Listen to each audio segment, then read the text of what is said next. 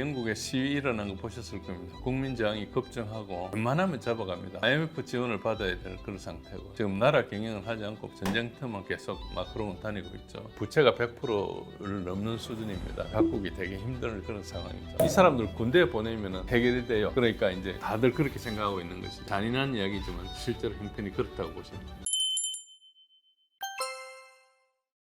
우크라이나가 가장 큰 피해죠. 일단은 인구가 멸절되고 국가 기반이 붕괴됐고 국가 재건은 거의 불가능한 상태고요. 가장 큰 게 뭔가일까? 그래도 네오나치가 잔존해 있으면은 이게 거의 시리아처럼 됩니다. 뭐 아이시스, 알카에다 이런 데가 막 HTS 이런 게 막 생기고 이렇게 거의 그렇게 될 가능성이 높고요. 그 다음에는 이제 E3, 우리가 E3라 그러면 유럽의 이제 3강이죠. 독일, 영국, 프랑스인데 이게 이제 미국하고 같이 반반으로 하다가 미국 없이 유럽 혼자서 전쟁을 지원해야 되는데 이 세 나라 합치더라도 미국의 경제가 안 되잖아요. 그리고 다른 나라들은 작은 나라들이에요. 그러니까 이제 세 나라가 거의 돈을 다 대야 되는데 그게 이제 전쟁하다가 부담이 급증하고 있죠. 이제 독일을 보면은 러시아와 지금 완전히 단절된 상태이기 때문에 에너지가 러시아에 의존하다가 에너지를 의존하지 못하니까 굉장히 고비용 국가가 됐고 안 그래도 이제 녹색당이 들어가지고 원전을 폐쇄해 버려가지고 그러니까 이게 너무나 에너지 값이 비싸게 됐어요. 원전 폐쇄하는 건 그냥 독일 같은 데서 굉장히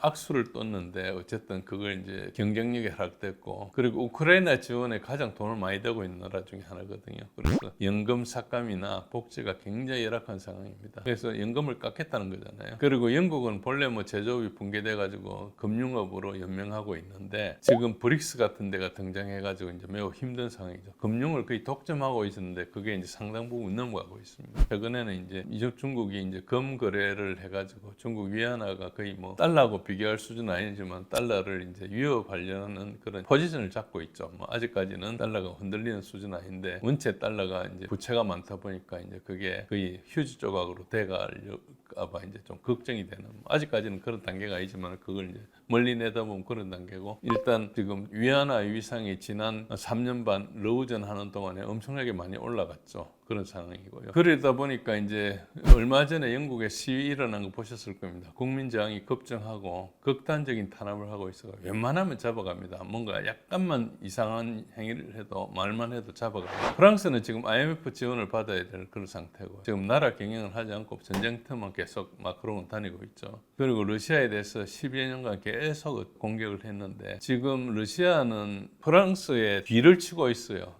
프랑스가 제국을 운영하는데 프랑스의 경쟁력보다는 아프리카에서 수탈을 해가지고 잘 살고 있었거든요. 근데 사헬 지역을 지원하고 있어요. 지난 5월 달에 관심 있는 보셨겠지만 부르키나파소의 젊은 대통령 군인 출신이죠. 그 사람을 전성절 행사에 초대해가지고 그 여러 가지 이제 과시를 했고 그 사람에 대한 경호를 북한군이 맡는 걸로 이렇게 돼 있죠. 700명인가 그렇게 보냈다고 그러는데 그거 정보는 정확하지 않습니다. 지금 다루질 않아서 최근 업데이트를 모르겠는데 어쨌든 그런 상황이기 때문에 사헬에서 프랑스가 거의 손을 떼는 그런 상황이 왔어요. 그러니까 그렇다 보니까 그 아프리카에서 수탈해가지고 이제 살아가던 그 부분이 상당히 사라져가지고 엄청나게 경제적인 부담이 있죠. 예를 들자면 프랑스에 원전이 많은데 우라늄을 거기서 사 쓰는데 국제 시세 100분의 1에 사가지고 엄청나게 자기는 가공해 비싸게 팔고 이런 식으로 하고 있었거든요. 그런 걸 이제 다 자원 민족주의를 이제 선언하게 되지 않습니까? 그러면 그걸 가지고 못 사는 나라들이 그걸 국부의 원천으로 삼고 이렇게 하다 보니까 이제 가격이 올라가는 거죠. 그러니까 이제 수탈하는 게 없어지니까 그런 문제가 발생하고 하여튼 저게 요즘 끝나고 있는 이상한 징조가 보이는 것은 뭐 루브르 박물관 같은데 뭐 도난 같은 거 있고 그러잖아요. 루브르 박물관 그러면은 프랑스가 나폴레옹 시절부터 다니면서 약탈한 것들 선전하는 데거든요. 그러니까 그 박물관 존재 자체가 자기 제국주의 시절에 어쨌든 영광을 드러내는 거고 그걸 이제 훔쳐간 것을 부끄럽게 생각하지 않고 과시하는 것은 국력을 과시하는 거죠. 그런 것들이 이제 지금 흔들리고 있다고 볼 수 있는 거죠. 뭐 그거는 직접적이라기보다 상징적으로 마침 이제 이런 상황에서 그런 게 일어나서 그런데 이 세 나라가 독일을 제외하면은 전부 이제 부채가 100%를 넘는 수준입니다. 독일이 그래도 재정은 좀 건전해요. 지금 이제 경쟁력이 떨어지고 있지만 그래서 그렇고 그렇고 그 다음 이제 피해가 심한 데는 폴란드하고 이제 핀란드 그리고 발틱 3국입니다. 핀란드는 뒤늦게 나토에 가입해 있다가 지금 러시아하고 관계를 끊다 보니까 경제가 지금 폭망인 상태고 발틱 3국은 이제 작은 나라니까 EU의 지원을 많이 받고 있는데 그리고 이제 러시아가 가깝기 때문에 폴란드도 지원을 좀 받고 있어요. 그런 거는 버티고 있지만 우크라이나 난민이나 이런 중동의 난민 옛날 부담 위에서 이게 또 하니까 각국이 되게 힘든 그런 상황이죠. 그래서 이게 각국의 지도자들이 민심 이반이 원체 커가지고 전쟁 이외에 다른 대안을 생각하지 못하고 있어요. 불만이 고조되고 있고 실업률이 높아지고 있고 그 불만을 가장 피부로 느낀 세력이 젊은 남성이거든요. 이 사람들 군대에 보내면 해결이 돼요. 그러니까 이제 다들 그렇게 생각하고 있는 것이죠. 그래서 정권을 유지하기 위해서 전쟁을 지금 필요한 그런 상황이다. 되게 잔인한 이야기지만 실제로 형편이 그렇다고 보시면 됩니다. 이 회담은 분명히 트럼프가 푸틴한테 제안한 회담이거든요. 푸틴이 먼저 하자는 게 아니고 트럼프가 먼저 하자 했어요. 그런데 푸틴이 응했다는 것은 분명히 푸틴이 수용할 수 있는 무슨 제안이 있었음을 암시하는 거죠. 아무 할 말도 없는데 만나자 하지는 않거든요. 그러니까 뭔가 제안을 했고 그 제안이 유효했기 때문에 받아들이겠다 한 것인데 그때 당시 그 말을 꺼낸 다음에 날짜는 확정 안 했지만 한 2주 있다가 만날 거다. 그런데 그 사이에 첫 주에는 마크 루비오 국무장관하고 이제 라브로프 외무장관이 먼저 만난다. 이제 그렇게 했는데 실제로는 통화를 하고 그리고 회담을 중단한 그런 상태죠. 그런데 이제 이걸 어떻게 보셔야 되는 거니까 젤렌스키가 이것 때문에 백악관을 갔거든요. 토마호크 때문에 간 게 아니고요. 부다페스트 회담 때문에 간 거예요. 그런데 젤렌스키 배후에는 아까도 말한 대로 영국이 있고 영국이라 얘기할 때 영국 전체가 아니고 런던 시티 우리가 여의도 반만하는 게 있잖아요. 금융제국 그 런던 시티가 이제 여기에 배경에 있다 생각하시면 이해하기가 쉽고요. 그래서 젤렌스키가 백악관에 가가지고 런던의 이야기를 전달했을 거다 트럼프한테. 그래서 어찌 보면 그 말을 듣고 취소했다 이렇게 추정을 하고 있습니다. 저는 그게 조금 더 맞을 거라고 생각하는 이유가 트럼프하고 푸틴하고 이야기를 내 처음에 트럼프가 먼저 제안했고 푸틴은 좋은 제안이 있었기 때문에 만나자 했는데 갑자기 트럼프가 시간 낭비다 해가 취소를 했어요. 그러면은 그 사이에 푸틴하고 트럼프는 아무것도 주고받은 게 없는데 취소됐다는 것은 누군가 다른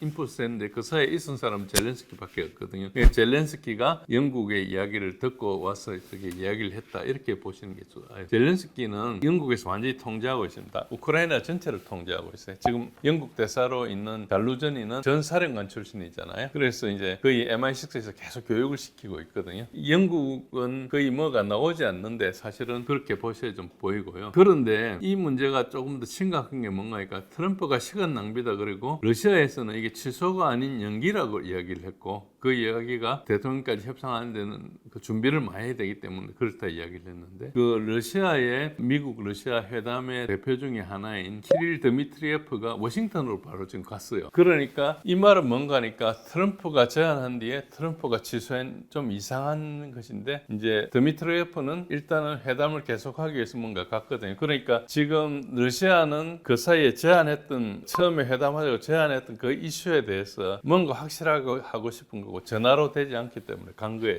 그러면 이게 엄청난 비밀들이 오고 가고 있다고 할 수 있는 거죠. 그래서 저는 이제 이 배후에 영국의 금융제국이 있다고 보는 것이고 그것 때문에 이제 지금 정확하게 이 전쟁을 끝낼 것이냐 말 것이냐에 대한 굉장히 중요한 이야기가 오가는 단계에서 일단 중단됐다 이렇게 보시는 것이고 그래서 젤렌스키가 영국의 메신저일 가능성이 되게 높고 토마호크는 의도적인 노이즈일 가능성이 높다. 이게 아무것도 안 되지만 그냥 한번 들었다 놨다 하면서 이야기를 했던 것이고 그리고 갑자기 이때까지 3년 반 동안 아무것도 안 하던 유럽에서 12가지 평화안을 제의했거든요. 그리고 그 내용도 사실상 러시아의 항복을 요구하는 황당한 주장이에요. 그래서 이 과정에서 금융제국이 협박을 한 걸 의심을 한다. 그러니까 트럼프 쪽에 뭔가 약점이 있어가지고 그걸 가지고 지금 하고 있지 않나 이런 정도로의 의심이 되는 이상한 부다페스트 회담 왔다 갔다 한 그 상황이다 이렇게 볼 수 있습니다. 유럽이 관련성을 확보하기 위해서 그런 것이고 일단 성공했다는 것 자체가 굉장히 이제 트럼프 쪽에서는 상당히 좀 불리해진 실제로 글로벌리스트라는 세력과 싸우고 있거든요. 지금 트럼프의 최대 적 중에 하나가 영국이에요. 그리고 트럼프가 영국이 미국을 움직이고 있는 여러 기관들에 대해서도 상당히 적대적인 생각을 가지고 하고 있는데 특히 이제 CFR이나 채텀하우스나 연준도 이제 트럼프가 공격을 하고 있죠. 이게 다 이제 영국의 금융 세력 세력들이 장악하고 있는 것들이거든요. 그런 게 하나 있다 이렇게 보시면 되고요. 그 다음에 그 젤렌스키가 트럼프와 만나는 그 전날은 젤렌스키를 빼고 우크라이나 대표가 만났고 그 다음 날은 젤렌스키가 포함돼서 만났습니다. 왼쪽에 락히드 마틴 같은 무기상들입니다. 그래서 이걸 보면 트럼프 회담은 주목적이 아니고 실제 이 사항들은 무기상들하고 어떤 회담이 있었고 이틀 동안 했거든요. 그러니까 실무회의하고 본회의를 했다는 것인데 여기 무기상들이 등장하면 뭐가 중요한가 하니까 실제 돈이 오고 가는 것들이 대부분 저기서 이루어집니다. 우리가 군산복합제를 하면서 보통 공격을 할 때 전쟁이 일어나면 돈 버는 게 이제 군수업체죠. 근데 여러분들이 이제 아시겠지만은 군수업체들 소유자가 블랙락 같은 금융 제국들이 가지고 있어요. 엄청난 지분들을 가지고 있거든요. 무기를 사면은 어떻게 되는 거니까 이 무기를 미국 무기회사가 무기를 만들면은 만든 무기를 유럽에 팝니다. 그럼 유럽에서 그걸 사가지고 우크라이나에 주는 거예요. 그렇게 돼 있어요. 그러니까 돈은 누가 됩니까? 유럽 국민들이 되잖아요. 그리고 젤렌스키가 가서 무기를 사실상 사오는 이벤트를 만드는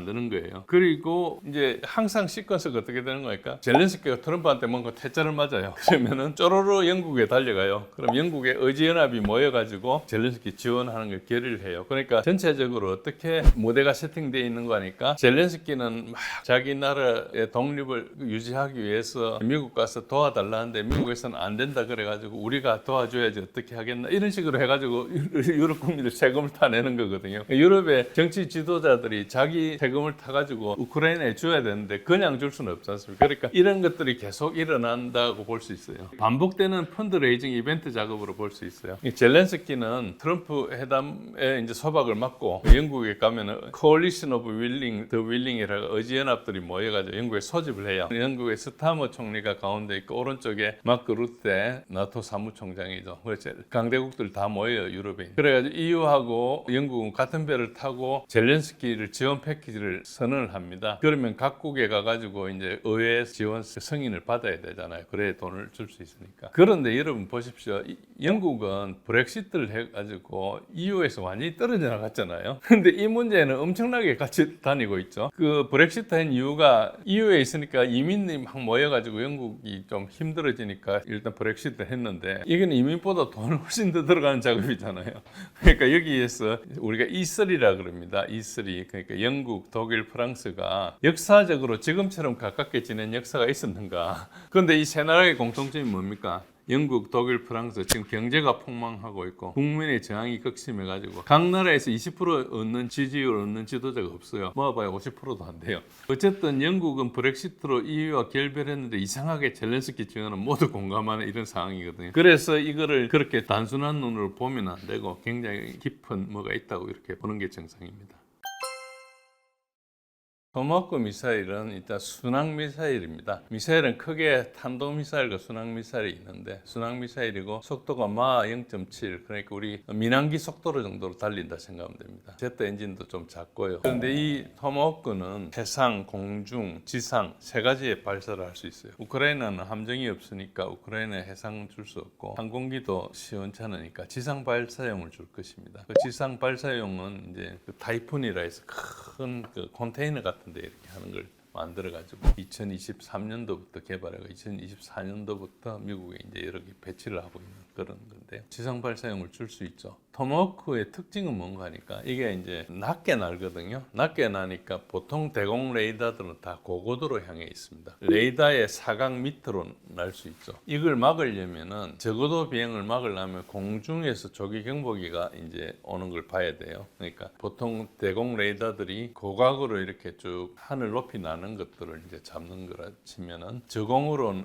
침투하는 것들은 공중에서 이렇게 잡을 수 있거든요. 그래서 우리나라도 이 7737 이런 것들은 공중에서 잡을 수 있습니다. 공중에서 잡으면 저고도라도 잡을 수 있는데 러시아는 공중 조기 경보 통제기가 대수가 많지 않습니다. 나라가 이제 굉장히 크기 때문에 여러 대를 운영해야 되는데 그렇게 많지 않기 때문에 하나의 적어도는 좀 취약점으로 볼 수 있죠. 레이더 표적 근처에서 러시아의 방공무기는 우수하고 그리고 전자전 실력도 굉장히 좋기 때문에 웬만한 건 다 막을 수 있습니다. 이 토마호크 미사일은 이제 중요한 것 중에 하나가 탄두가 이제 3,300파운드 정도 되는데 굉장히 무겁고요. 그리고 다양한 탄두가 가능합니다. 핵탄두를 실을 수 있고 과거에는 핵탄두 버전이 있었습니다. 그런데 2013년도에 순항 미사일을 이제 다 100일 걸로 우리가 이해하고 있습니다. 아마 그때 당시에는 러시아하고 미국이 서로 검증하면서 배역했을 겁니다. 그런데 그 이후에 2019년도에 중거리 무기 협정 INF 그를 트럼프가 탈퇴했기 때문에 그 사이에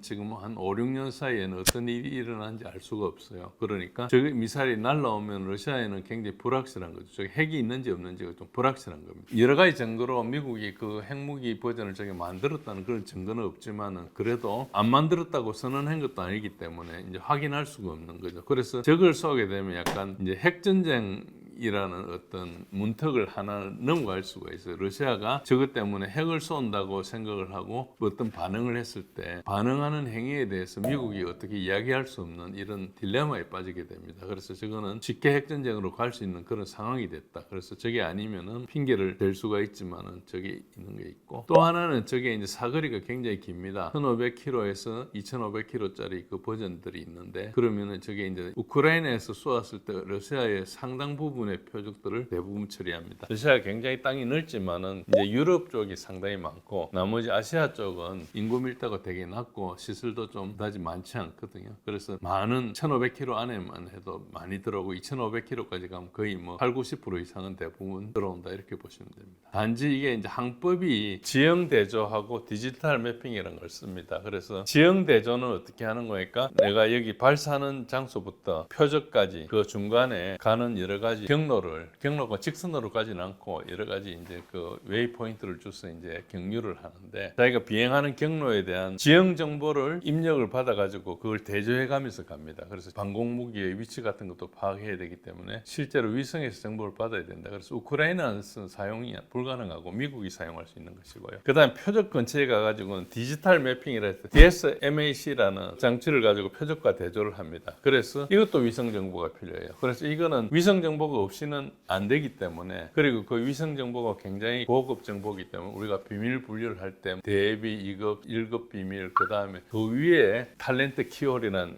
등급이 있어요. 그거는 굉장히 소수 몇 사람들만 보는 그런 정보죠. 그러니까 이거를 뭐 우크라이나 사람은 비밀 인가도 해줄 수 없을 거고 그러니까 대부분 이게 미국 사람들은 쏜다고 보는 거죠. 푸틴이 분명히 그런 이야기 했습니다. 이거를 쏘면 이건 미국이 직접 우리한테 전쟁을 하는 것이다. 대리전을 넘어서는 것이다. 이렇게 이야기를 하고 있습니다. 이 발사 과정을 잠시 설명을 하면은 발사 과정에서 뭐 발사를 준비를 해가지고 이제 주로 함정에서 쏘거든요. 함정에서 쏠 때 이제 전술 장교가 이제 명령이 때려오면 함정을 깨워가지고 어쨌든 여러 절차를 거쳐서 이걸 하는데 실제로 함정에 쏘는 사람들 하는 공격팀의 이름 뭔가 미사일 경로를 가지고 표적까지 가는데 첫 번째 웨이 포인트까지 어떻게 갈 것인지 그걸 구축하는 겁니다. 그래가지고 그 첫 번째 웨이 포인트까지 보내는 게 함선에서 역할이에요. 그 다음에 그 첫 번째 웨이 포인트 가면 그 다음에 미국의 국가 지휘 당국 대통령하고 합참의장이죠. 그 사람이 최종 목표에 대해서 위성으로 인풋을 주는 거예요. 그러니까 실제로 쏘는 사람은 거의 정보가 없는 거죠. 최종 목표가 뭐다 정도는 알지만은 자기네들 컨트롤을 못 하는 겁니다. 그래서 그 테이크오버를 이제 내셔널 커맨드 오소리티 거기서 이제 하는 것이죠. 그래서 토마호크 미사일은 사용을 하는 것 자체가 굉장히 전략급 상황에서 한다. 물론 뭐 합참의장이 할 수도 있고 그리고 각군 전투사령관이 할 수도 있고 위임받아가 할 수는 있지만 대부분의 경우에는 그런 거기 때문에 저 무기가 우크라이나에 들어간다는 것은 미국의 합참의장이 대통령과 결심해서 쏜다 이거라고 보시면 됩니다. 중간에 있는 발사하는 데서는 거의 통제할 수 없는 게 너무나 많아서 그렇다 보시면 되고요. 그리고 미사일은 최근에도 좀 블락 3, 4, 5가 개발돼 가지고 이 무기는 80년대에 처음 개발된 거지만 최근에 맞게 좀 업그레이드 된 것도 있고 특히 이제 중요한 것 중에 뭔가니까 항제밍 버전들이 있어가 GPS 제밍에 상당히 강하고요. 그리고 발사하고 난 다음에서도 15군데 표적을 변경이 가능합니다. 그러니까 15개 중에 하나라고. 그리고 로이터링을 할 수가 있어요. 그러면 무슨 얘기인가? 우리가 K9 같은 걸 쏠 때 우리가 포병할 때 TOT라는 걸 하지 않습니까? 그러니까 어떤 표적을 제압하는데 한 발 한 발 이렇게 따콩따콩 맞춰서는 효과가 없고 한꺼번에 꼭 맞춰야 되는 그런 표적에 대해서는 여러 발을 동시에 이제 도착하게 하는 것이거든요. 그래서 이제 포병 같은 경우는 각자 계산을 해가지고 도착하게 이렇게 한다고 보면은 이것도 그 비슷하게 미사일을 한 50발 동시에 쏜다 그러면 1번부터 50발까지 한꺼번에 50발을 못 쏘니까 한 발씩 이렇게 50번 쏘면은 근처에 기다리고 있다 50번째 발이 올 때 1번부터 49번이 동시에 이렇게 떨어지게 할 수 있는 거죠. 그러니까 굉장히 강력한 타격을 줄 수 있는 것입니다. 하나가 3,300파운드짜리 탄두를 가졌음에도 불구하고 그것보다 훨씬 위력적인 걸 할 수 있는 거죠. 예를 들어서 큰 지휘소 같은 것들, 벙커 같은 걸 동시에 그냥 없애버릴 수도 있는 이렇다고 볼 수 있습니다. 그래서 거의 전략적인 피해를 주는 전술적인 무기다. 그리고 이걸 이제 운용하기는 뭐 여러 번 사용했습니다. 1991년 걸프전 때 가장 많이 사용했죠. 그래서 그 이후에 수십 군대 전쟁에 사용했는데요. 세르비아전, 나토가 사용했죠 그때. 그리고 이라크 침공할 때 2003년도에 사용했고요. 리비아에서도 했고. 그래서 이제 그거 가지고 가다피의 방공망을 파괴했죠. 최근에는 시리아에서 사용했고요. 예멘 후티한테도 썼습니다. 그래서 이제 우크라이나가 형식상으로는 토마호크를 요청하고 있는데 사실은 요청한 것은 아닐 거고 트럼프가 이 카드를 그냥 들었다 였다 할 것이다 이렇게 생각하고 있는데요. 러시아에 대해서 미국이 통제할 수 있는 카드가 별로 없어요. 그러다 보니까 적을 가지고 할 수 있다고 생각하는데 실제로 러시아 공군 방어에 굉장히 효과적으로 사용할 수 있기 때문에 그래서 잘 사용하면은 러시아를 좀 곤란하게 할 수는 있어요. 그런데 실제로는 러시아의 전자전 능력이 좋아가지고 실제로 시리아에서 2017년도에 미국이 시리아에도 미국 기지가 있고 러시아 기지가 있는데 미국이 토마호크를 가지고 러시아 기지에서 기자 59발을 쐈는데 일단 39발은 아예 도착 자체를 못했어요. 그러니까 그때는 러시아가 전자전 공격을 했던 것이고 그래가 그걸 가지고 이제 미 특수전 사령관 레이몬드 토마스가 시리아가 지구상에서 가장 공격적인 전자전 환경이다 이런 이야기를 했었습니다. 그래서 저 이야기는 뭔가 그러니까 똑같이 전자전으로 공중에 미아가 되게 만들 수 있다는 걸 볼 수 있고요. 또 오게 되면은 방공 능력을 때릴 수 있으니까 실제로 효과를 보기는 힘듭니다. 그러니까 그렇게 러시아한테는 강력한 무기가 아니지만은 굉장히 이제 정치적으로 에스컬레이션이 되는 그런 위험이 있죠. 우크라이나가 사용하는 쟁점인데 아까 요거는 이제 미국의 ISW라는 그 전쟁 연구소에서 나오는 표적입니다. 이 비슷한 걸 가지고 젤렌스키가 지도를 가지고 뭘 하겠다고 그 백악관에 가서 프레젠트도 하고 그것 때문에 그걸 보기도 싫다고 아까 처음에 중앙일보 나왔던 그런 기사 같은 게 있었다고 이야기를 하는데 실제로는 이걸 사용하기 되게 어렵다고 볼 수 있습니다. 토마호크를 쓸 수도 있을지 모른다고 트럼프가 흘렸다가 젤렌스키가 백악관에 달려가 이렇게 하겠다고 막 이야기했다가 그걸 또 트럼프가 안 된다고 하는 그런 형세잖아요. 보시면은 누가 요청하고 주고받은 것도 없이 트럼프가 말 띄웠다가 이걸 뭔가 만드는 형식을 했다가 안 하는 걸로 갔어요. 그러니까 실제로 아무것도 아닌데 한번 토마호크를 언급했던 이야기가 있거든요. 그래서 에스컬레이션 하지 않으면서도 이 카드를 슬쩍 꺼낸 그런 효과가 있는 것이죠. 그래서 이제 나토에서는 마크 루테 사무총장이 트럼프 결정이 완전히 옳다라고 평가했고 실제로 토마호크를 가지고 우크라이나군이 쓰려면 굉장히 시간이 걸릴 거다. 그리고 이 무기 하나가 전쟁의 흐름을 바꾸지 않을 거다 이런 이야기를 했어요. 그렇지만은 여전히 트럼프 대통령이 검토할 것이다. 그러면서 이게 지금 결정은 맞지만은 아마 트럼프가 그 카드를 가질 것이다 이렇게 이야기한 거죠. 결국은 트럼프가 이걸 카드로 만들었다는 걸 알 수 있죠. 토마호크는 젤렌스키가 요구했는지 불분명한 게 아까 제가 말씀드린 대로 그냥 던져봤다는 것이고요. 그래서 이게 가장 큰 것은 뭔가 하니까 일단 러시아가 전장에서 이기고 있고 그걸 막을 방법이 없어요.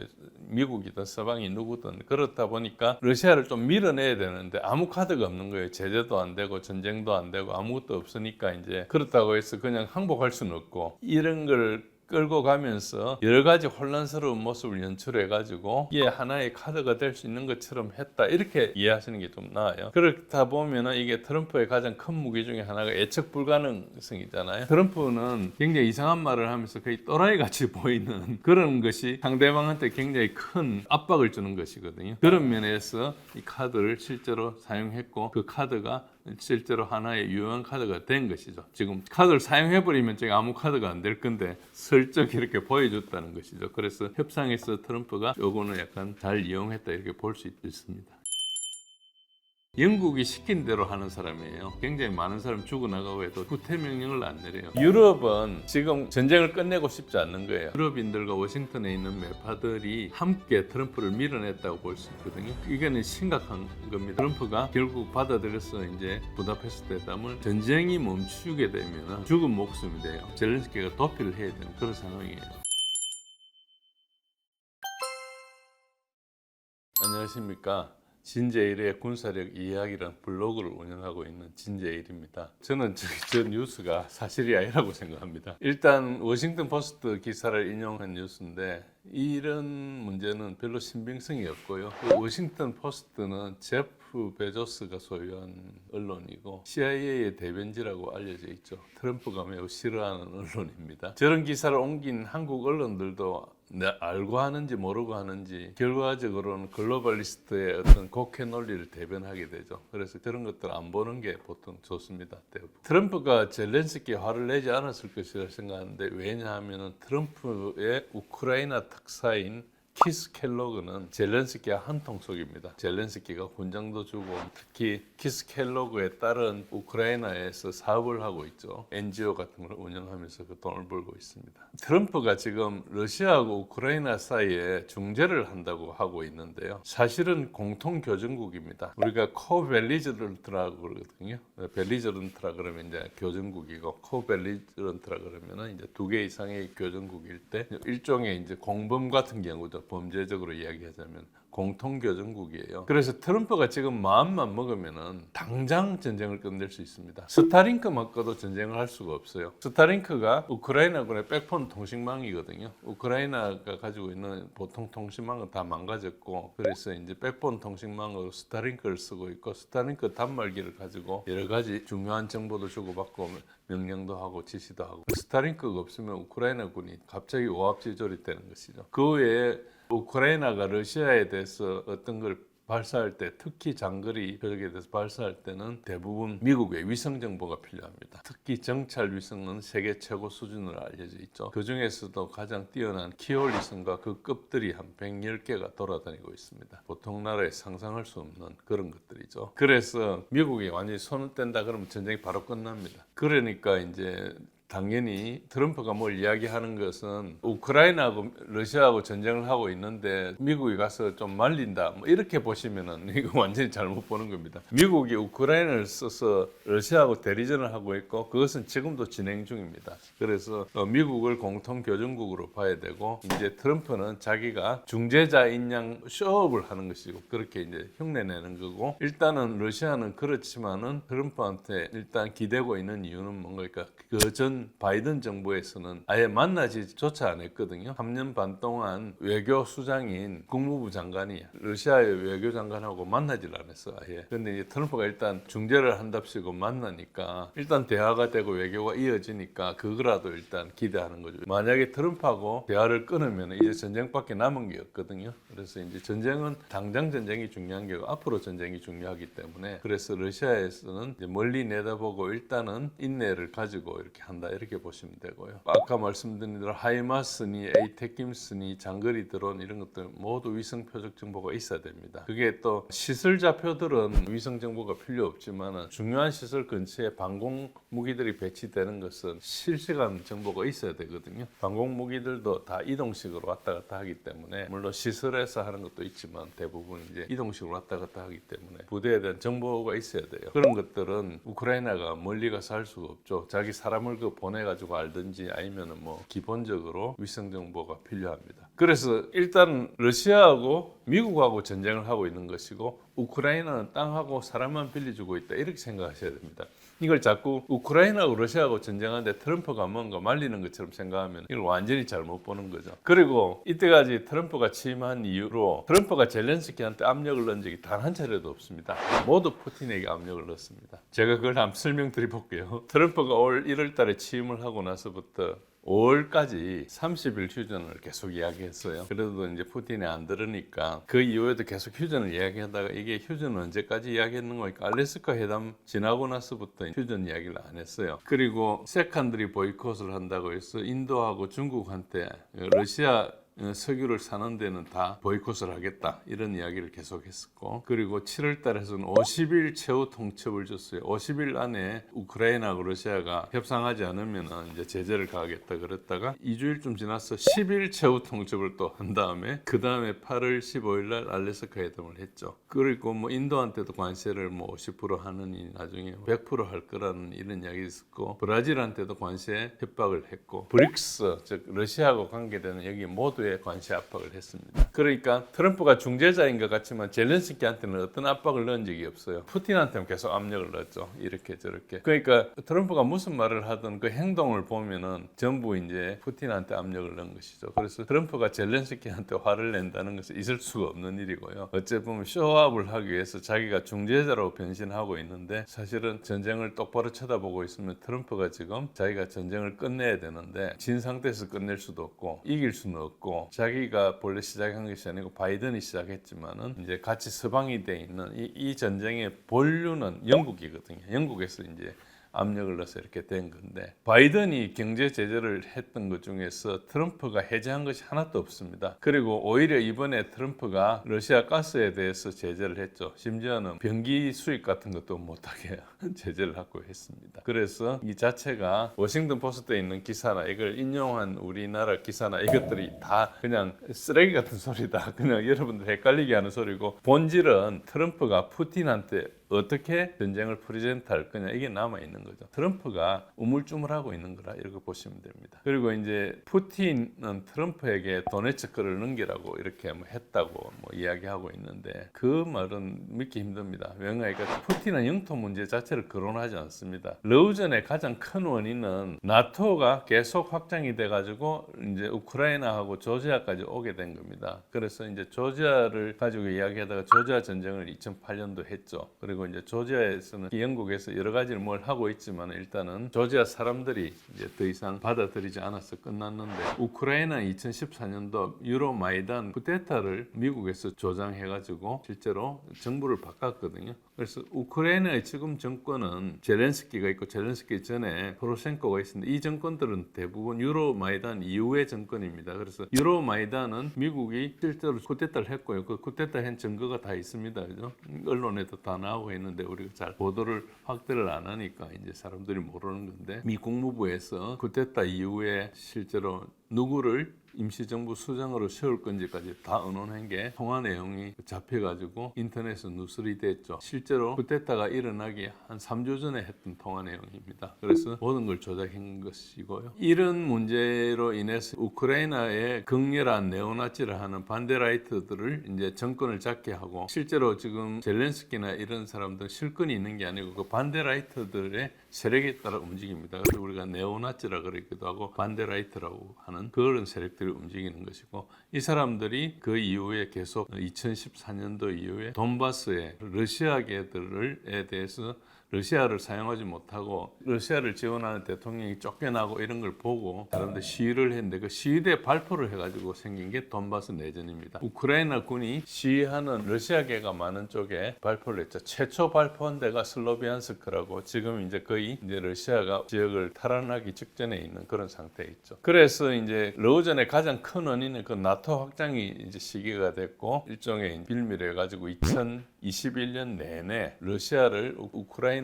전쟁을 하게 하는 그런 시동을 계속 걸었습니다. 그 문제 때문에 전쟁을 하게 된 것이고, 미국이 러시아하고 전쟁을 하게 된 이유는 러시아가 핵강국이기 때문에 직접 전쟁을 해가지고는 이길 수가 없다고 생각하기 때문에 전쟁을 해서 러시아의 경제력을 공격하는 것이 목적이었습니다. 그래서 전쟁을 오랫동안 하는 게 이제 가장 큰 어찌 보면 전략이죠. 그런데 이제 러시아가 그럼 우크라이나를 왜 러우전을 시작했느냐, 2022년도에 시작한 것은 근본적인 문제는 나토 확장입니다. 나토 확장에 대한 대응을 서방에서 전혀 받아들이지 않았기 때문에 그렇고요. 이거는 러시아한테는 생존 문제입니다. 우크라이나가 러시아한테 생존 문제일까, 이게 이해가 안 되면은 기본적으로 한번 생각해 보시면 됩니다. 예를 들어서 중국이 북태평양 조약기구 그런 걸 만들어 가지고 카나다나 멕시코에 가가지고 중국의 미사일들을 배치하고 이러면은 미국이 가만히 놔두겠습니까? 그러니까 똑같은 거예요. 지금 그 미국의 멕시코 같은데 중국이 핵무기를 갖다 놓는 거하고 똑같은 거거든요. 그런 상황에서 미국이 중국 보고 점잖은 말로 이야기하고 이렇게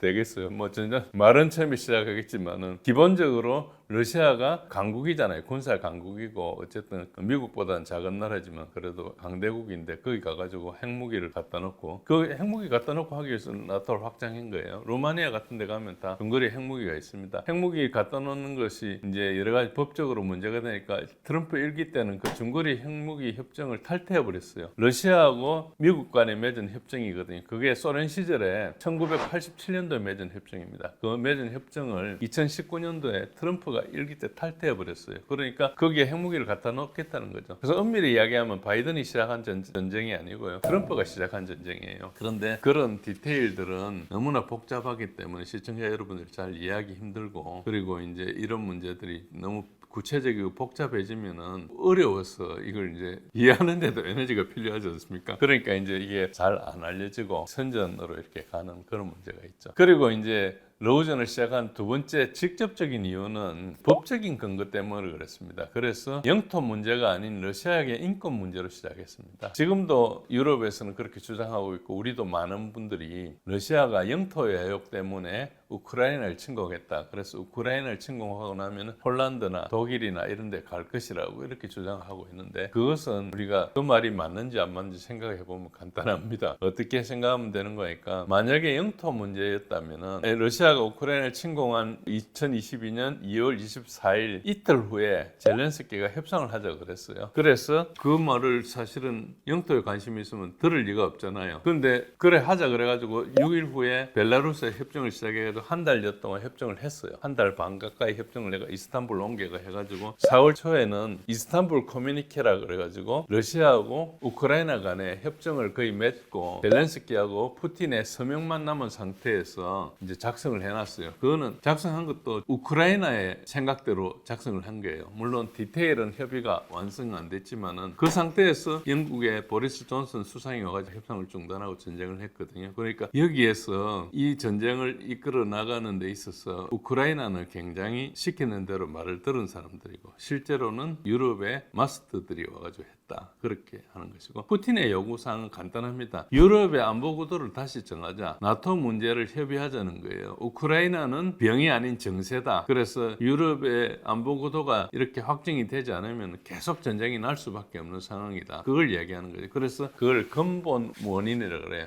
루트 코즈. 그 문제를 해결하자 그러는데 아무도 들어주지 않고 있습니다. 심지어 트럼프도 들어주지 않고 있어요. 그러니까 이게 이제 외교로 될 사항이 사실은 아닌 상황이죠. 그래서 러시아는 그러면 전장에서 끝장내겠다 하면서 가는 것이고, 전장에서 계속 불리하니까 이제 유럽이나 서방에서는 좀 애간장이 타는 그런 상황이다, 이렇게 보시면 됩니다. 그래서 요 보고서는 제가 읽지는 않겠는데요. 2019년도에 미국의 랜드 연구소 보고서인데, 이게 뭔가 하니까 익스텐딩 러시아라 해서 러시아의 군사력을 과도하게 팽창을 유도해가지고 경제의 균형을 무너뜨려 쓰러지게 한다. 그러면은 경제가 나빠지면 러시아 국민들이 푸틴에 대한 지지가 없어질 거니까 안에서 여러 가지 소란을 일으켜가 정권 교체를 한다. 이게 목적이에요. 그래서 전쟁을 해서 이기겠다는 게 아닙니다. 그리고 이제 러우전이 이때까지 계속 우크라이나가 침공하지 않고 도발하지 않았는데 러시아가 그냥 무단히 가만히 있는 러시아를 침공했다, 이런 주장이 많아요. 그런데 이 책에 스캇 홀튼이라는 사람이 쓴 프로복터에 자세한 사항이 들어가 있습니다. 이게 전부 거짓말한 것이고, 러우전은 내러티브 전쟁이라 해서 실제하고 관계없이 전쟁 수행 불가한 상황이고, 왜 그런가 하니까 우크라이나가 돈과 무기가 없으니까 서방의 모든 나라가 지원해 줬거든요. 우리나라도 이런저런 지원해 줬습니다. 만약에 전쟁의 실체를 알면 지원 자체가 불가능한 것이죠. 그래서 거짓말을 할 수밖에 없었다는 것이고, 여기에 굉장히 중요한 조직이 USAID 미국 무부에 있다가 BBC나 이런 언론들이 이제 여기 나서서 거짓말 했고, 기본적으로 기존의 내러티브는 민주주의 국가인 우크라이나를 독재자 푸틴이 영토 외욕으로 공격했다, 이게 이제 오랫동안 같지만 실제로는 우크라이나는 민주국 국가가 아니고 독일의 옛날에 나치 때와 거의 같은 데다, 그런 전체주의를 한 상황이다, 이렇게 보시면 되고, 그 사실들은 이제 서서히 조금씩 드러나고 있습니다. 요거는 이제 정확하게 아셔야 될 게 뭔가 하니까, 2022년 2월 24일 날 푸틴이 침공할 때 그때 법적인 근거를 뭘 들고 나왔는 거니까, 러시아가 보호 책임의 세 가지 기둥을 들어놨습니다. 대량 학살이나 전쟁 범죄나 반인도적인 범죄나 인종청소 이 네 가지 대규모 잔악 행위에 대해서는 세 가지 기둥으로 이렇게 처리를 하게 되어 있습니다. 이게 국제적인 협약인데요. 첫 번째는 모든 국가가 자국민을 보호할 책임이 있죠. 우크라이나 국가는 러시아계도 있고 우크라이나계도 있고 헝가리계도 있고 루마니아계도 있고 섞여 있습니다. 그런 다민족 국가인데 거기에서 우크라이나계가 아닌 데를 처벌하거나 특히 이제 포격을 하면 인종 청소를 한 것이 않습니까? 우크라이나가 2014년도 돈바스 내전 이후에 이제 돈바스에 있는 러시아계 민간인 14,000명을 살해했습니다. 저것은 OSC의 기록이 있습니다. 두 번째 기둥은 뭔가니까 이게 자국민에 대해서 보호 책임을 다하지 못할 때는 더 넓은 국가사회가 그 개별 국가가 책임을 다하도록 지원하고 격려할 책임이 있다. 이게 이제 두 번째 사항이죠. 그것 때문에 민스크 1, 민스크 2 협정이 맺어졌습니다. 그거 할 때 프랑스와 독일, 러시아와 벨라루스가 이제 개입했죠. 근데 그게 8년 동안 지켜지지 않으니까 세 번째는 어떻게 됩니까? 한 국가가 자국민을 보호하는데 명백하게 실패하고 있는 경우 국제사회는 유엔 헌장에 따라서 개입을 하고 집단 행동을 할 수 있어야 된다. 이렇게 해서 러시아가 들어갈 때는 유엔 헌장 51조에 따라서 개입 들어간 겁니다. 근본 원인은 나토 확장이지만 실제로 나타난 것은 러시아계 인종 청소를 하고 있기 때문에 간 겁니다. 그 다음에 사람들이 잘 이야기하지 않는 것 중에 하나가 2021년 3월 24일 날 젤렌스키가 그때 대통령으로서 크림과 돈바스 지역의 재정복 행정명령을 서명을 했습니다. 저거 트럼프 때는 못하고 있었어요. 그런데 바이든이 취임하고 두 달 있다가 저거 서명을 했어요. 그러니까 전쟁을 하겠다고 시작한 거죠. 트럼프 때 아마 전쟁을 시작했으면 트럼프가 동의 안 해줬겠죠. 그러니까 트럼프가 바뀌고 바이든이 될 때 기다렸다가 저걸 했어요. 그래가지고 그해 내내 포격을 강화했습니다. 포격을 할 테니까 너가 덤벼봐라는 식이었죠. 그래도 안 듣고 이제 그때 2021년 미국과 러시아 간에 여러 가지 이제 그 나토 관련된 여러 가지 문서를 러시아에서 보내고 있는데 결국 바이든 행정부는 받아들이지 않았거든요. 그래가지고 2022년 1월 달까지 그게 해결이 안 돼가지고 이제 전쟁을 해야 되겠다 생각하고 있는데 2022년 2월 16일부터 저게 이제 전쟁 나기 8일 전입니다. 돈바스 지역의 포격을 2차 강화합니다. 저 그래프를 보시면 그 전까지 한 하루에 포격이 한 50분 되다가 그 다음에 1,400번 이렇게 급증하게 됩니다. 그 뭐 70배씩 늘어나는 거죠. 그렇게 하는 것은 뭔가니까 이래도 덤비지 않겠느냐는 것이죠. 그러니까 아까 저 책에 스캇 홀턴의 책 제목이 프로복트다. 도발했다는 거예요. 도발을 해서 유도를 한 거죠. 푸틴은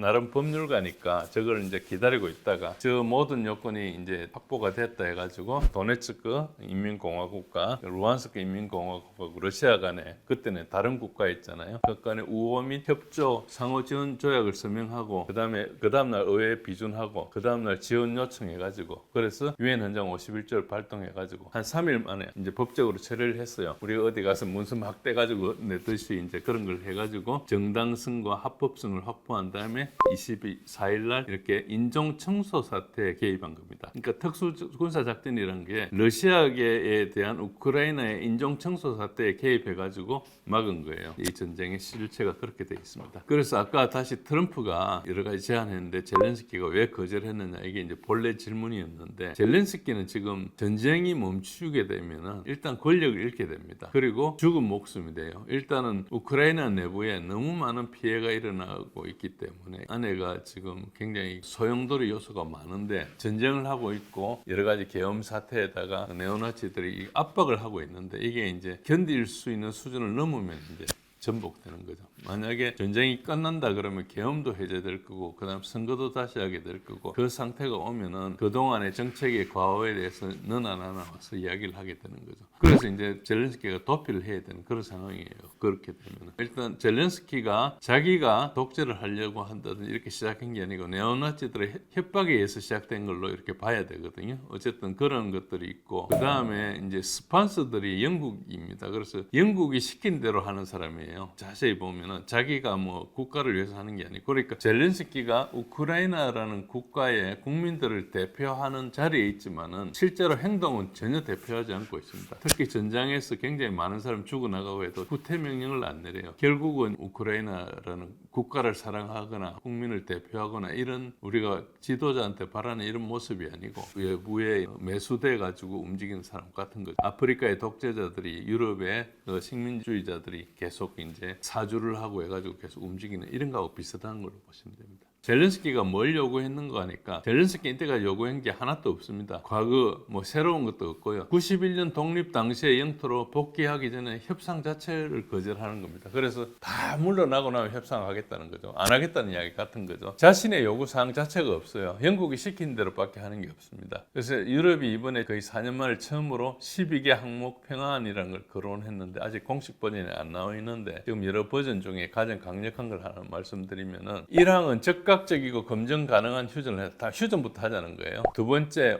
러시아군이 완전 철수해야 된다. 세 번째, 우크라이나군의 영토 보존을 회복해야 된다. 91년대로 돌아가야 된다는 거죠. 4항은 우크라이나에 대해서 그 다음에도 안보 보장을 해줘야 되고, 그리고 장기 유럽의 안보 구조는 2027년도에서 헬싱키에서 회의를 개최하는데 앞에 11개 항이 모두 이행될 경우에만 러시아를 초빙하겠다. 이행되지 않으면 러시아는 앞으로 유럽 안보 구조에서 영구적으로 배제하겠다. 이렇게 이야기를 했어요. 저게 이제 최종 버전인지 아직 확실치 않습니다. 아마 내부적으로 리뷰하고 있는 버전 중에 하나일 거예요. 그런데 저 버전을 보면은 러시아가 전쟁을 패배해가지고 지금 항복문서에 서명할 때 같은 조항이잖아요. 항복문서 서명할 때도 저렇게는 안 해요. 그러니까 저 말은 뭔가 할까? 저 11개 항을 받아들인 게 아니라 11개 항 중에 단 한 개 항도 러시아가 받아들이지 않을 걸 하는 거예요. 저거 왜 그렇겠습니까? 던져놓는 거거든요. 이렇게 비현실적인 계획의 진짜 목적은 뭔가 하니까 유럽은 지금 전쟁을 끝내고 싶지 않는 거예요. 관련성을 계속 유지해야 되고, 그러니까 부다페스트 회담이라 해가지고 트럼프가 푸틴한테 제안한 이 회담을 파탄을 내야 되는 겁니다. 이것도 자세히 보시면은 부다페스트가 헝가리에 있지 않습니까? 헝가리는 평화 중재자를 하는 오르반과 헝가리한테 어째 보면 약간 굴욕을 주는 겁니다. 그러니까 헝가리가 EU의 왕따가 돼 있었거든요. 헝가리의 빅터 오르반 총리에 대해서는 러시아도 좋아하고 미국도 좋아해요. 그러니까 어째 보면은 헝가리에서 평화회담을 하는 어떤 잔치가 일어나는 것을 이제 보고 못 있겠다 이런 뜻이죠. 그래서 이제 두 번째는 또 트럼프에게 교훈을 주는 것입니다. 그래서 워싱턴에 영국에 내 사람들이 있다. 그리고 영향력이 있고 트럼프가 원하는 대로 내버려 두지 않을 거다. 이걸 이제 과시한 것이에요. 트럼프가 결국 받아들여서 이제 부다페스트 회담을 뭐 취소했죠. 연기했다는 설도 있고 취소했다고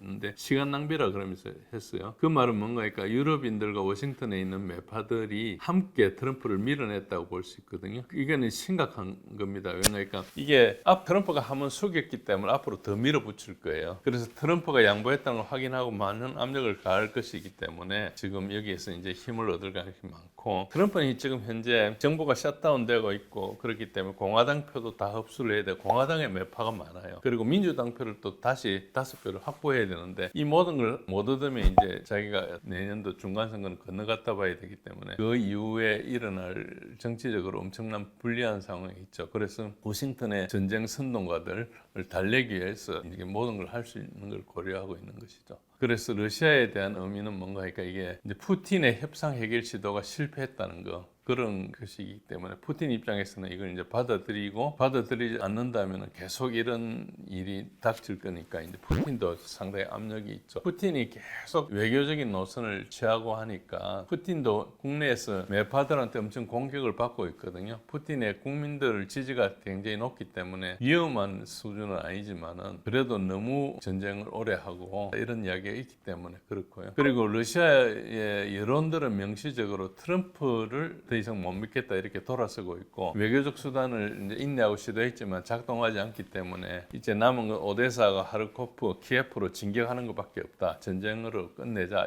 이게 상당히 올라와 있습니다. 아직까지 푸틴이 거기에 흔들릴 수준은 아니고 푸틴이 잘 장악하고 있지만은 그러나 유럽에서 크게 대치기를 한 걸로 볼 수 있죠. 이게 왜 중요한가니까 트럼프가 푸틴 보고 부다페스트에서 만나자고 트럼프가 제안했거든요. 트럼프가 제안했기 때문에 트럼프가 취소한다는 게 되게 웃기는 거잖아요. 어쨌든 그런 차원이 있습니다.